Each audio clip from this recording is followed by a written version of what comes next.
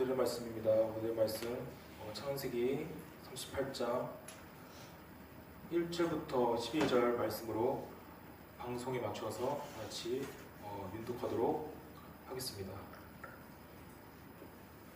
제38장.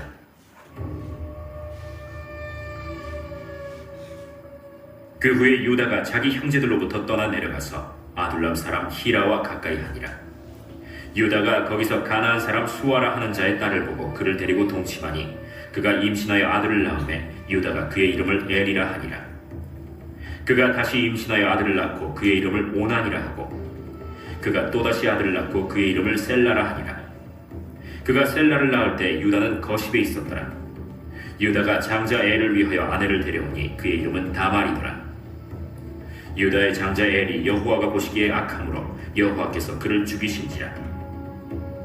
유다가 오난에게 내 형수에게로 들어가서 남편의 아우된 본분을 행하여 내 형을 위하여 씨가 있게 하라.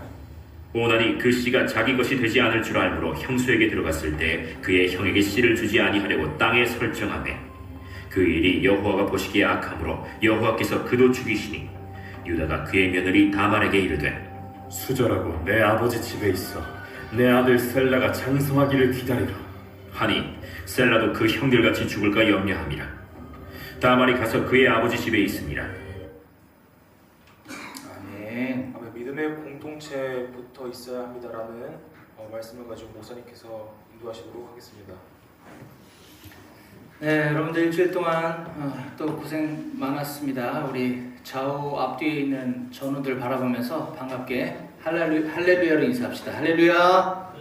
할렐루야. 예, 일주일 동안 고생 많았습니다. 네.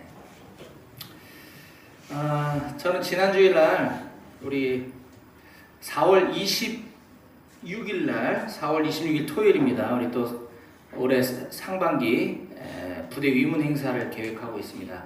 4월 26일 날 초청할 또 프로 뮤지션 에셈리라고 하는 분이 계세요.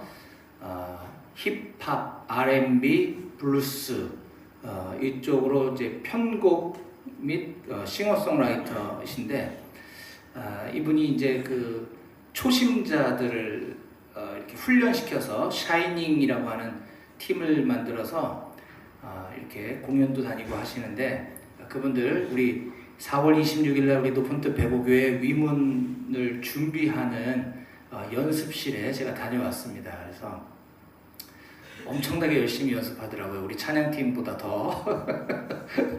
그래서 기대하셔도 좋습니다. 그 SMD라는 분은 정말 우리나라 최고의 뮤지션이라고 제가 자부할 수 있을 만큼 귀한 분을 모셨는데 그날 4월 26일 토요일 날 여러분들 꼭 시간 내서 우리 전우들 많이 함께 나오면 좋겠습니다.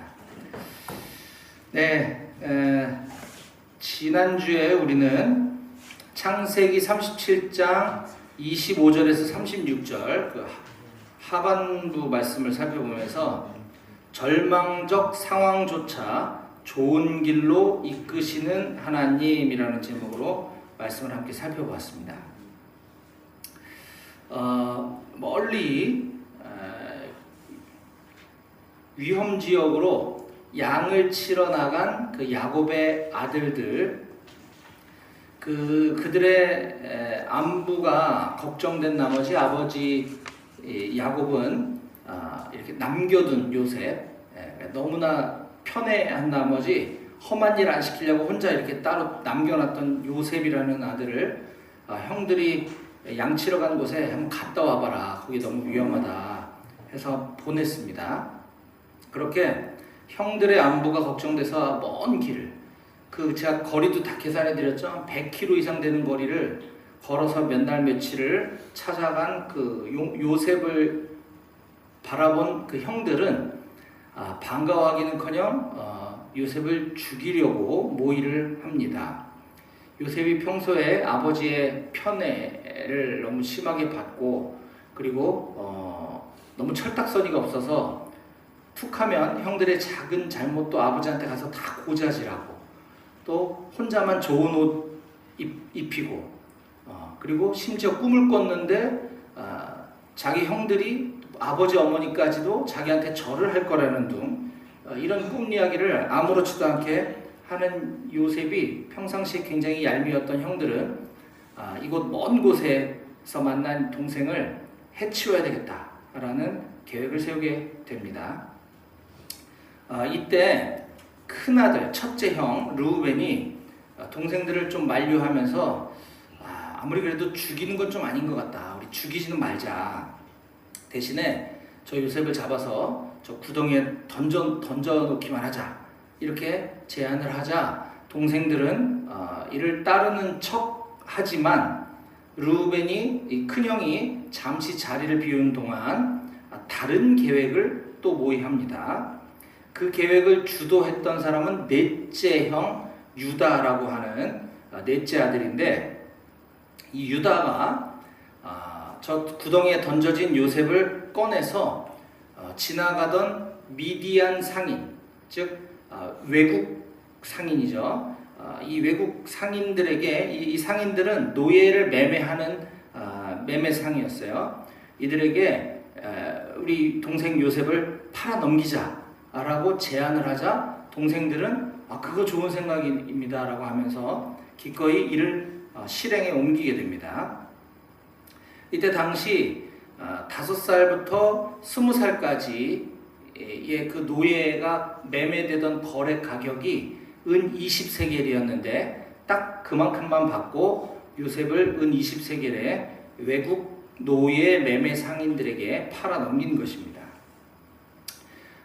어디 갔다 왔는지 모르겠지만 잠깐 자리를 비웠던 이 큰형 르우벤이 다시 돌아와서 보니 구덩이에 던져졌던 요셉이 없어진 것을 알게 되자 옷을 찢고 울고불고 하면서 이제 동생들에게 자신의 미래를, 왜냐하면 아버지한테 가서 이걸 어떻게 얘기해야 될지를 걱정하는, 자기 자신만 걱정하는 이런 혼자서 난리치는 모습을 보입니다. 그러나 단 한 명의 동생들도 이 르우벤 큰형에게 이 요셉을 자기들이 이렇게 더 좋은 의견이 나와서 이렇게 팔았다라는 이야기를 아무도 해주지 않습니다.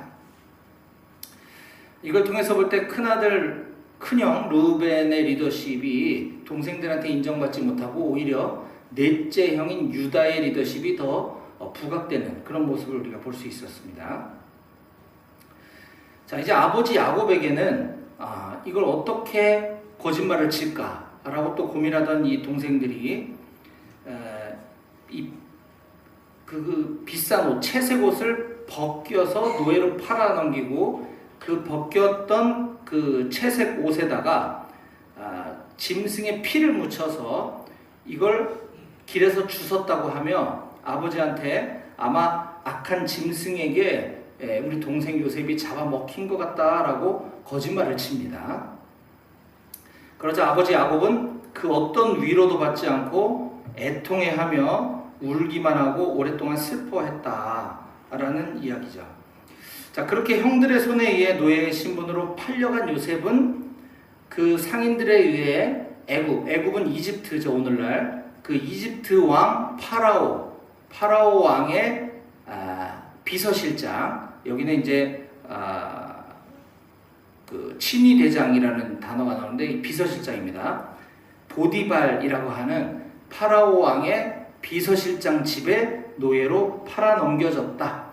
요셉의 형들에게 은 20세겔 주고 샀던 그 노예 요셉을 거기다가 마진 붙여서 얼마에 팔았는지 모르겠지만 고위 관료의 집에 팔아 넘겼다 라고 하면서 여기까지 창세기 37장이 마무리가 되었습니다.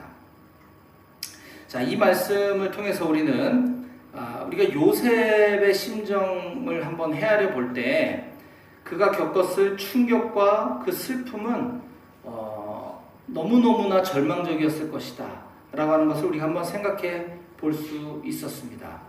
다른 사람도 아닌, 물론 배다른 형들이라고는 하지만 그럼에도 불구하고 요셉의 입장에서는 17년 동안 한 아버지 밑에서 자란 형들인데 어떻게 하루아침에 자기를 이렇게 죽이려고 하고 또 실제로 노예로 외국에다 팔아 넘기고 이런 모습들을 보면서 그는 절망에 휩싸일 수밖에 없었을 것입니다. 그러나 이후에 이제 창세기 50장이 마무리될 때까지 계속해서 요셉을 하나님이 어떻게 훈련시켜 가시고 어떻게 이끌어 가시는지 그 과정들을 우리가 앞으로 살펴보게 될 텐데, 그걸 보게 되면 하나님께서는 이 모든 절망적인 상황조차도 모두 다 선용하셔서 요셉을 가장 좋은 길로 인도하시는구나 라고 하는 사실을 우리는 알게 될 것입니다. 따라서 우리도 또한 우리의 인생 가운데 우리가 겪게 되는, 우리의 삶에, 나의 삶에 벌어지게 되는 모든 일들, 그것이 기쁜 일이 됐던 절망적인 일이었던 간에 이 모든 일들은 결국 지금은 내가 이해할 수 없고 상상할 수 없지만 그 끝에는 우리를 구원의 길로 이끄시는, 또 우리에게 놀라운 복을 주기 원하시는 하나님의 가장 선하신 계획, 가장 좋은 계획이었다라고 하는 것을 우리는 깨닫게 될 것입니다. 이 사실을 꼭 믿는 여러분들이 다 되시기를 바랍니다. 아멘. 자, 그래서 이제 오늘은 창세기 강해 설교 77번째 시간으로서 오늘 우리에게 주신 본문은 창세기 38장 1절부터 11절까지 말씀입니다. 이 말씀을 통해서 저는 오늘 믿음의 공동체에 붙어 있어야 합니다 라는 제목으로 하나님 오늘 우리에게 주신 말씀을 함께 나누도록 하겠습니다. 앞서 잠깐 소개했던 것처럼 창세기 37장부터 창세기 맨 마지막 장인 50장까지는 요셉에 관한 이야기로 굉장히 많은 지면을 할애하고 있습니다. 그만큼 요셉이 중요한 인물이라는 것이겠죠. 자, 지난주에 보았던 것처럼 애국으로 이제 팔려간 그 요셉은 그 이후에 어떤 인생이 펼쳐지게 되는지, 이 철부지 요셉, 철딱서니도 없고 버릇도 없고 자기만 알던 이 요셉을 하나님께서 어떻게 성장시켜 가시는지, 또 이 요셉을 통해 하나님이 어떤 일들을 앞으로 행하시게 될 것인지 우리는 보게 될 것입니다. 그런데 그 중에 단 한 장, 창세기 38장만 요셉의 이야기가 아닌 요셉의 넷째 형 유다, 아까 그 새로운 제안을 했을 때 동생들이 따랐다고 하는 그 유다에 대한 이야기가 38장의 지면을 할애해서 언급하고 있습니다.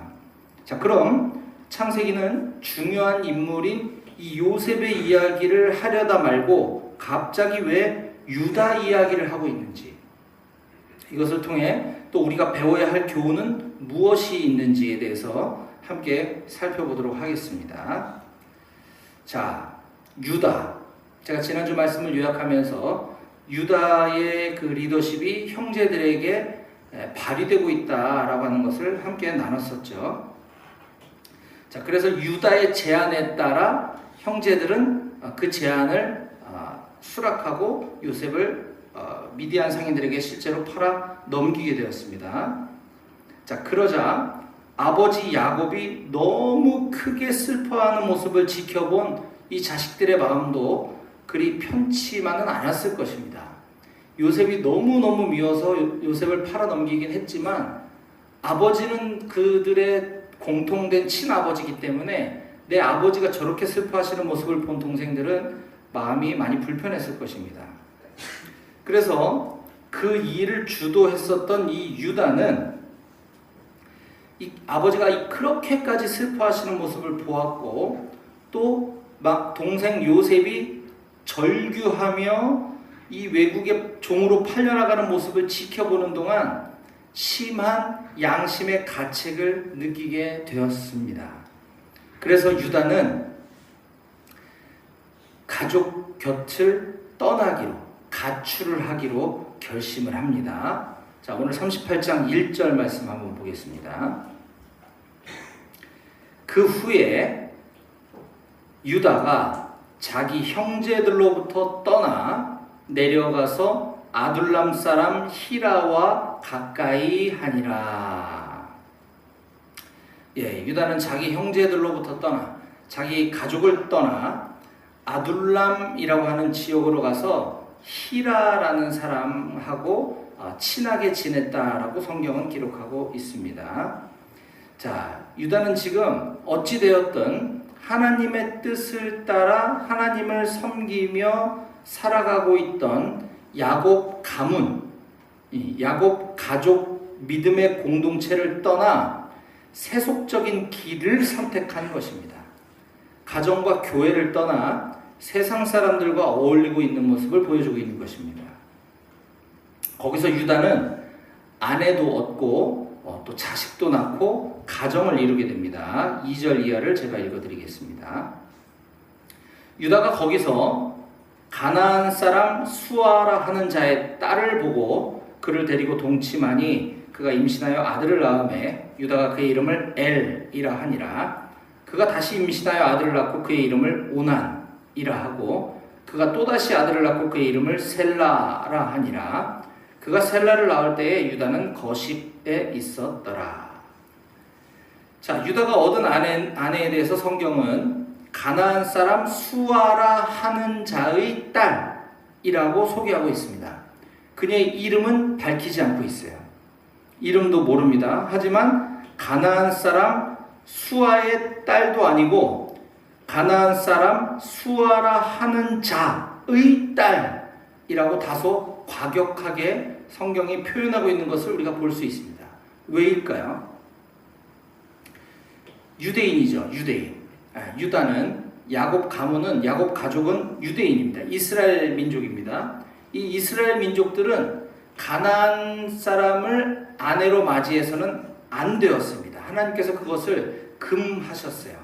왜냐하면 그렇게 되면 그 이방 신들을 믿는 그들과 결혼하게 되면 하나님을 온전히 섬길 수 없기 때문에 하나님이 그것을 금지하셨던 것입니다.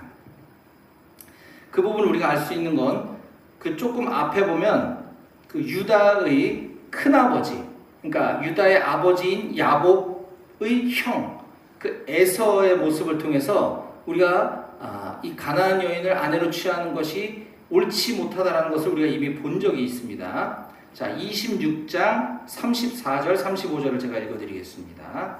창세기 26장 34절 35절입니다.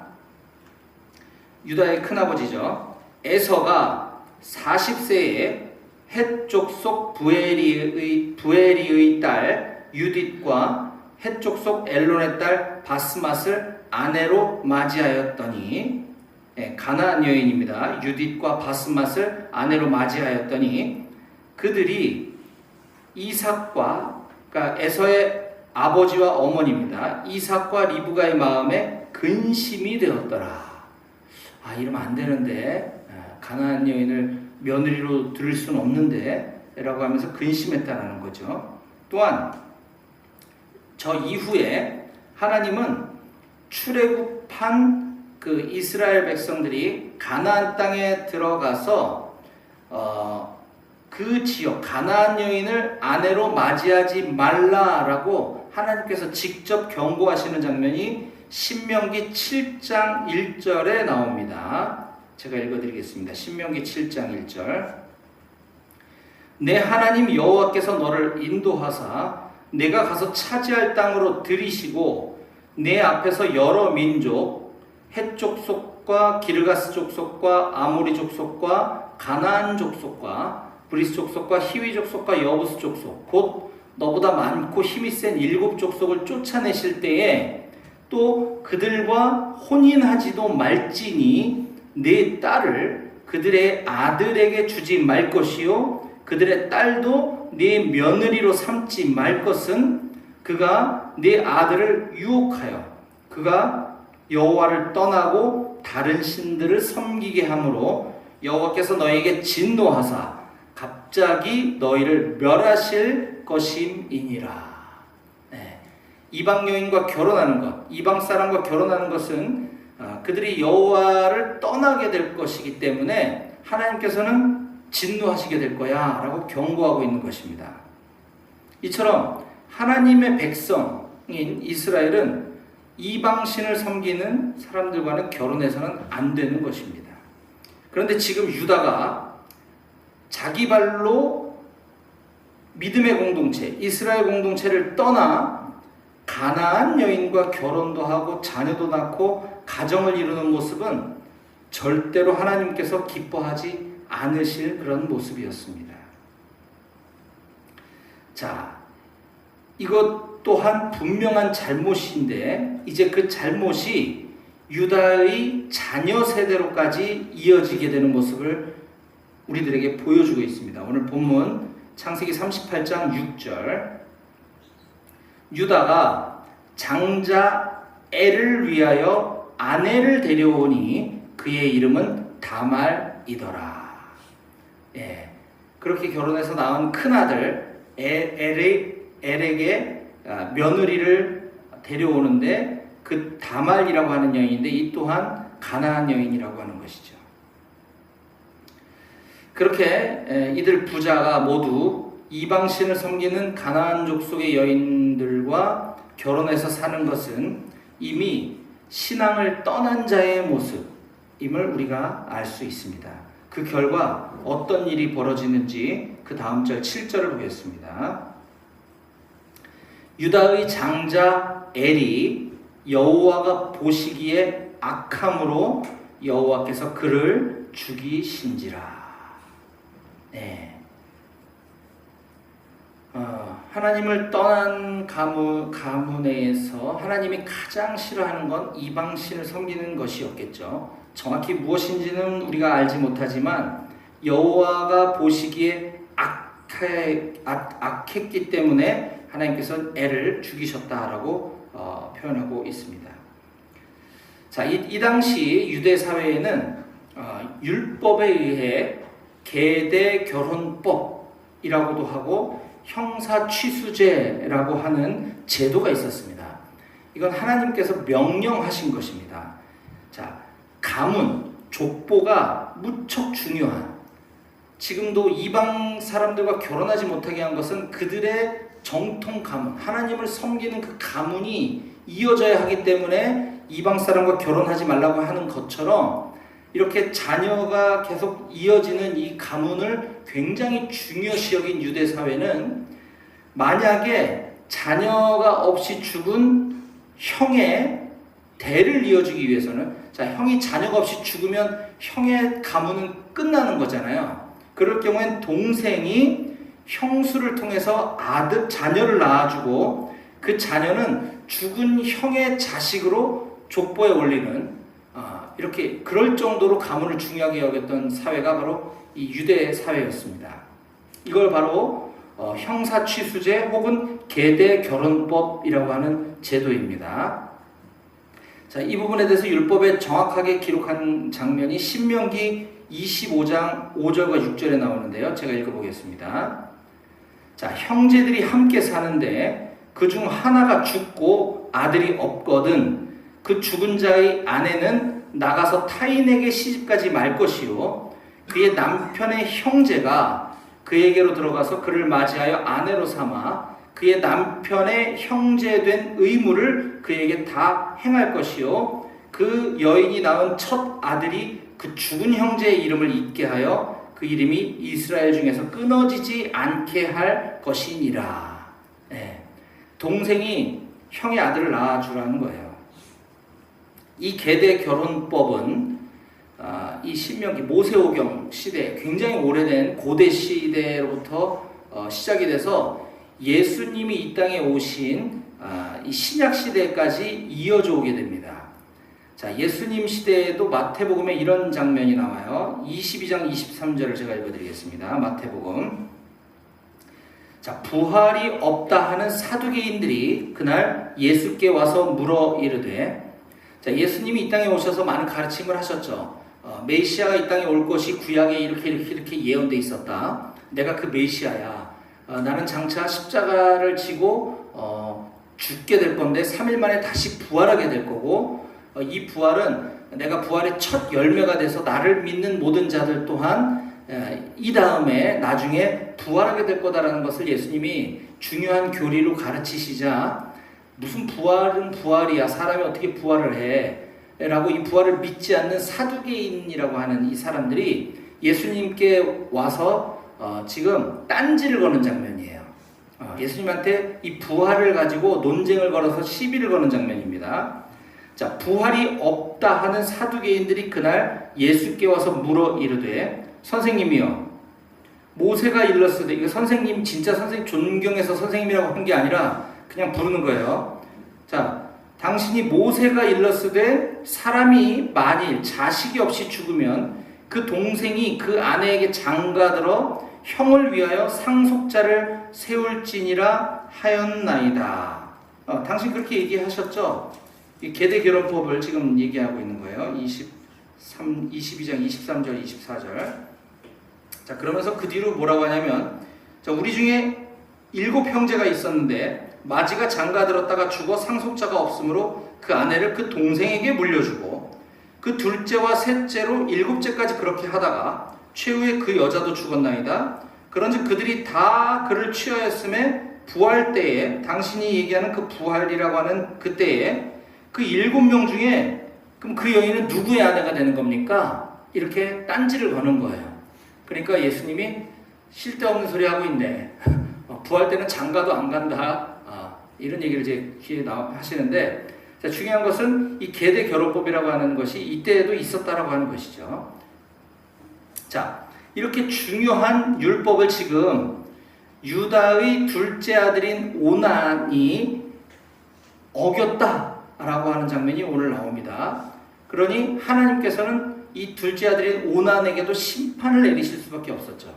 자, 오늘 본문 창세기 38장 8절 이하를 제가 읽어보겠습니다. 유다가 아버지가 오난에게 이르되, 둘째, 첫째는 지금 죽었어요. 그러니까 이제 둘째 오난에게 이르되 네 형수에게로 들어가서 남편의 아우된 본분을 행하여 네 형을 위하여 씨가 있게 하라. 오난이 그 씨가 자기 것이 되지 않을 줄 알므로, 자기가 그렇게 해서 아들을 낳아봤자 내 아들이 되지 않을 것을 알므로 형수에게 들어갔을 때 그의 형에게 씨를 주지 아니하려고 땅에 설정하며 그 일이 여호와가 보시기에 악함으로 여호와께서 그도 죽이셨다 라고 하는 겁니다. 그냥 뭐 피임을 한 것이 잘못돼서 하나님이 죽였다는 것이 아니라 그 동기가 하나님께서 그렇게 명령하신 것을 어긴 것이 잘못이라는 겁니다. 아담과 하와 시대에 선악과를 따먹은 것 자체가 그렇게 무슨 큰 죄냐라고 생각할 수도 있지만, 이 선악과를 먹은 것이 큰 죄라는 거가 아니라 하나님이 그 선악과를 먹지 말라고 한 그 말씀에 정면으로 거역한 것이 죄였던 것처럼, 오난도 피임을 한 것이 잘못이 아니라 이 하나님이 명령하신 것을 어겼기 때문에 이것이 악한 행위였다라고 기록하고 있는 것입니다. 자, 왜 이런 비극이 이 유다의 가족 가운데 계속해서 일어나게 된 것일까요?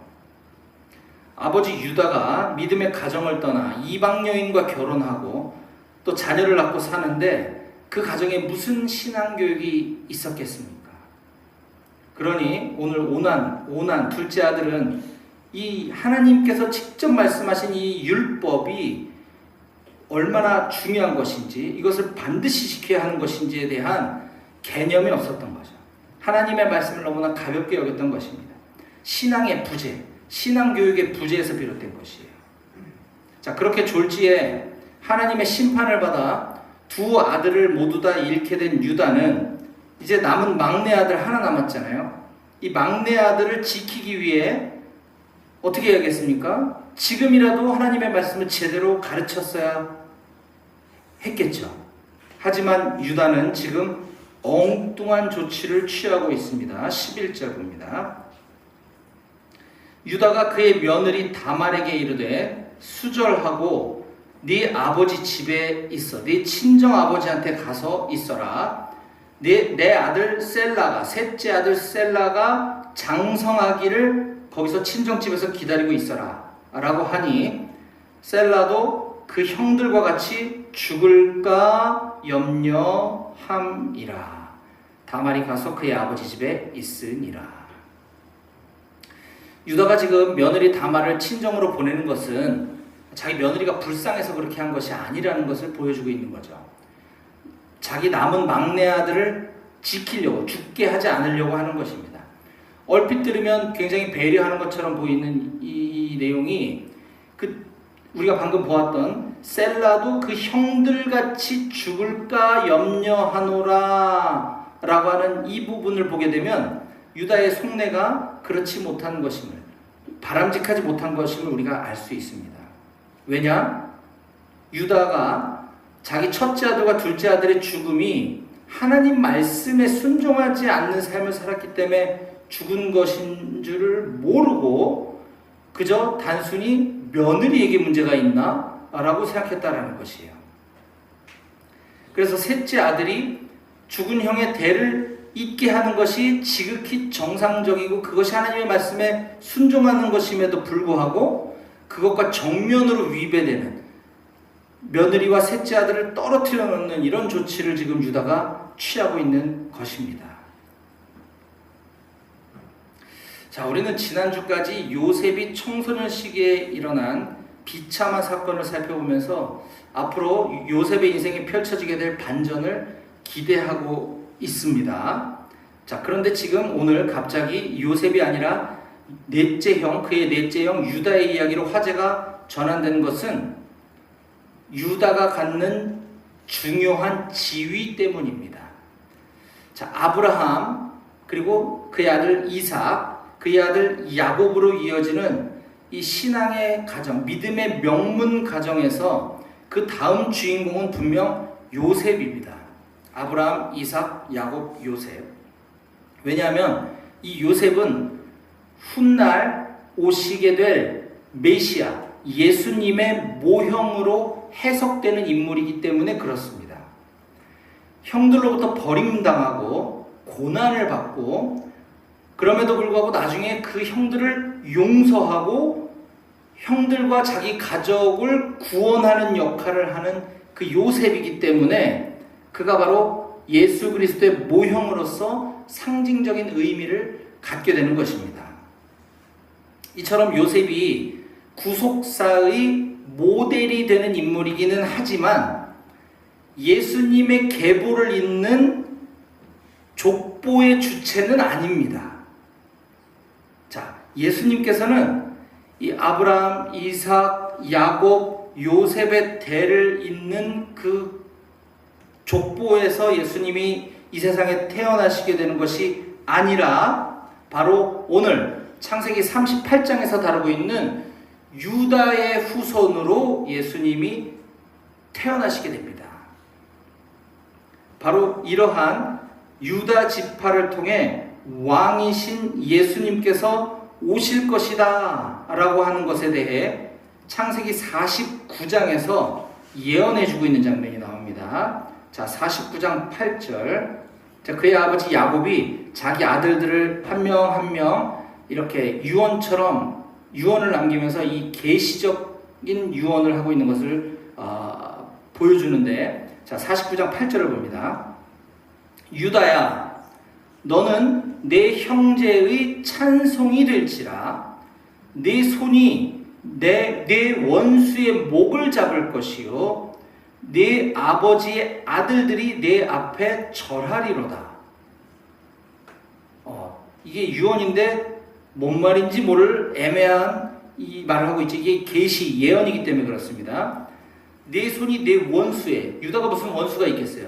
그 후손의 원수, 악한 마귀 사탄을 얘기하는 거예요. 네 원수의 목을 잡을 것이고 네 아버지의 아들들, 그러니까 모든 인류가 네 후손 앞에 절하게 될 거다라는 거예요. 10절, 규는 왕권을 나타내는 겁니다. 이 왕권이 유다를 떠나지 아니하며 통치자의 지팡이, 이것도 왕권이죠. 통치자의 지팡이가 그 발 사이에서 떠나지 아니하기를 실로가 오시기까지 이르리니 그에게 모든 백성이 복종하리로다. 장차 실로가 오시기까지 구원자 메시아가 너 유다의 후손을 따라 오시게 될 거다라는 얘기죠. 자, 그러고 나서 먼 훗날 예수님이 실제로 이 땅에 태어나셨을 때 예수님의 족보를 또 기록해주는 성경 구절이 있어요. 자, 누가복음 3장 23절 이하를 제가 읽어드립니다. 예수님께서 이제 이 땅에 오신 거죠. 자, 예수께서 가르치심을 시작하실 때에 30세쯤 되시니라. 사람들이 아는 대로는 요셉의 아들이니, 자, 예수는 요셉의 아들이니, 요셉의 위는 헬리요, 헬리의 위는 누구요? 그 위는 누구요? 누구요? 쭉쭉쭉쭉쭉 올라가서, 자, 33절에 그 위는 아미나답이요, 그 위는 아니요, 그 위는 헤스론이요, 그 위는 베레스요, 그 위는 유다요. 여기서 유다가 나오는 거예요. 요셉이 아니라는 겁니다. 그 위는 야곱이요, 그 위는 이삭이요, 그 위는 아브라함이요, 그 위는 데라요, 그 위는 나홀이요, 쭉쭉쭉쭉쭉. 아브라함, 이삭, 야곱, 유다. 그리고 저 밑에 예수님이 오셨다. 자, 이렇게 유다라는 인물이 중요하기 때문에 창세기는 38장의 지면을 할애해서 지금 유다와 관련된 사건을 언급하고 있는 것입니다. 그렇기 때문에 저는 이 38장을 오늘 한 주에 다 다루지 못하고 오늘 포함해서 한 3주 정도 살펴볼 예정인데요. 자, 오늘 유다에 관한 그 첫 번째 시간을 통해서 우리에게 주시는 교훈은 다름 아닌 믿음의 공동체가 얼마나 중요한가라고 하는 사실입니다. 우리가 앞서 보았던 것처럼 유다는 아브라함, 이삭, 야곱으로 이어지는 신앙의 명문 가문에서 태어났습니다. 자, 그런데 이 동생을 팔아먹는 이 파렴치한 범죄를 저지르는데 앞장섰던 유다는 그 죄책감으로 인해 하나님 앞에 나와 회개하는 길을 선택하는 것이 아니라 그 믿음의 가정, 그 믿음의 공동체를 떠나는 선택을 하게 된 것입니다. 자, 그렇게 믿음의 공동체를 떠난 유다는 하나님께서 금지하신 이방 여인, 가나안 여인과 결혼을 하여 자녀를 낳고 가족을 이루는 불신앙의 공동체를 만들게 되고 마는 것이죠. 사랑하는 우리 높은뜻 백오교회의 장병 여러분, 우리는 오늘 믿음의 공동체에 붙어 있어야 합니다 라는 제목으로 오늘 말씀을 함께 나눴습니다. 자, 우리도 마찬가지로 우리도 반드시 믿음의 공동체가 어디겠습니까? 네.